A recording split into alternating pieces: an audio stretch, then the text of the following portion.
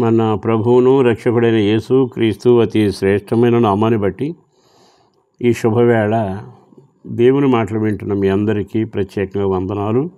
ప్రపంచ చరిత్రలో చెప్పుకోదగ్గ ఒక విశేషమైన దినం. దీన్ని గుడ్ ఫ్రైడే అని, యేసు ప్రభు సిలువ వేసిన రోజు అని మనందరికీ తెలుసు.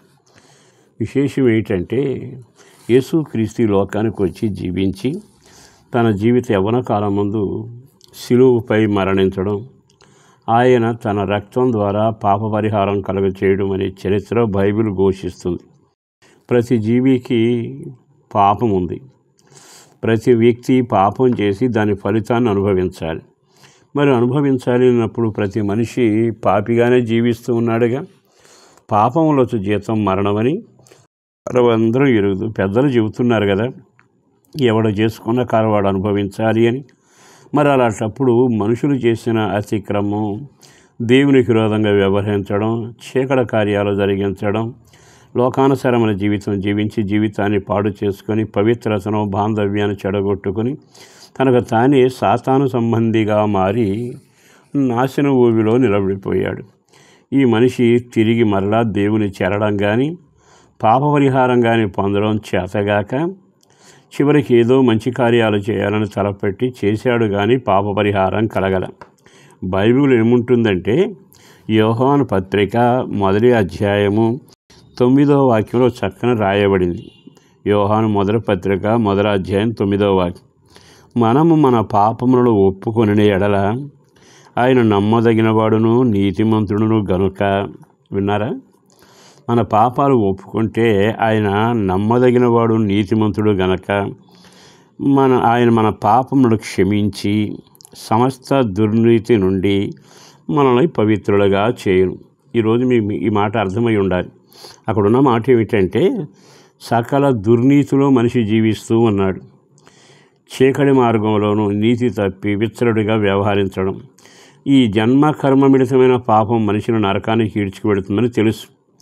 అందుకే మనుషులు యాగాలు చేశారు, పాప పరిహారం పొందాలని ప్రయత్నాలు చేశారు, విఫలమయ్యారు. ఇప్పుడు సేవకుడిగా చెప్పగలిగిన మాట, యేసు ప్రభు చనిపోయింది ఆయన కొరకు కాక నీతిమంతుడుగాను యథార్థవంతుడిగా జీవించి మన పాపాలన్నీ ఆయన నెత్తిన వేసుకొని మనల్ని క్షమించి తన రక్తం ద్వారా మన పాపాలను కడిగి పరిశుద్ధులుగా మార్చాడు.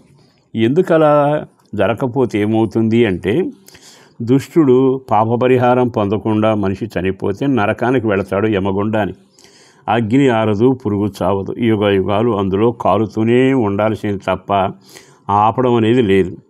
ఈ వాక్యాన్ని విన్నాక దేవుడు ప్రేమామయుడిగా ఈ లోకానికి ప్రత్యక్షమై ఈ 33.5 సంవత్సరాలు జీవించి నీతిగాను ప్రబోధాలతోనూ ప్రజలకు మేలు చేస్తూ చివరికి మన శిక్ష ఆయన భరించాడు. ఈ లోకంలో మన ఆస్తిని పంచుకునే వాళ్ళు ఉంటారు కానీ మన పాపాన్ని నెత్తిన వేసుకునే వాళ్ళు ఎవరుంటారు? ఆయన ఒక్కడే ఆ పని చేసి అందరి పాపాల కొరకు ఆయన బలి పశువులాగా గొర్రె పిల్లలాగా శిలువలో చనిపోయి ఆ రక్తాన్ని కార్చాడు. ఆ రక్తం దగ్గరకు పెడితే మనం కడగబడతాం, పవిత్రులం అవుతాం. పవిత్రులం అయితే పరలోక ప్రవేశం ఉంటుంది, మోక్ష ప్రవేశం. మరి ఒక మాట చెప్పాలి అంటే నేరం చేసిన వాడికి శిక్ష పడాలి కదా. ఆ శిక్ష ఆయన అనుభవించి మనకు విడుదల కలుగచేస్తే రోమాపత్రిక 8వ అధ్యాయంలో రాయబడినట్టుగా క్రీస్తు యేసునందున్న వారికి ఏ శిక్షా విధి లేదు. అంటే యేసు ప్రభు రక్తం దగ్గరికి శిలువ దగ్గరకు వస్తే పాప పరిహారం పొంది పవిత్రుడు అవుతాం. నీ శిక్ష కాస్త కొట్టివేయబడుతుంది. మూడవది ఏమిటో తెలుసా? ఆయన అట్టి వారికి నిత్య జీవాన్ని ఇవ్వగలిగిన వాడు. మరో మాట చెప్పనా? ఆయన ఏమంటాడు తెలుసా? నేనుండు చోటున మిమ్మల్ని ఉంచేందుకు వెళుతున్నాను, మీకు నివాసం సిద్ధం చేస్తానని. అన్నిటికంటే కేక వేసి చెప్పిన మాట ఏమిటంటే, ఇక మరణం కానీ శాపం కానీ మీ మీద పెత్తనం చేయదు, రెండో మరణాన్ని కూడా నేను జయించి తిరిగి లేచానని ప్రభు చెప్పడం జరిగింది.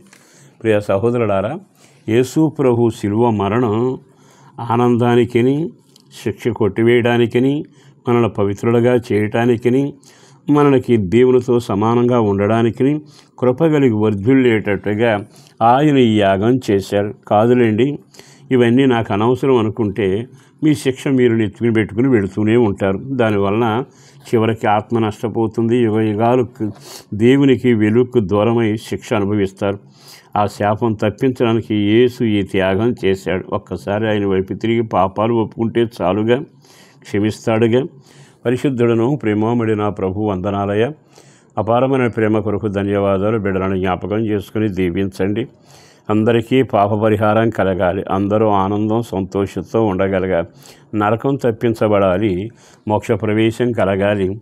శిక్ష నుంచి తప్పించబడాలి. కార్యం చేయండి.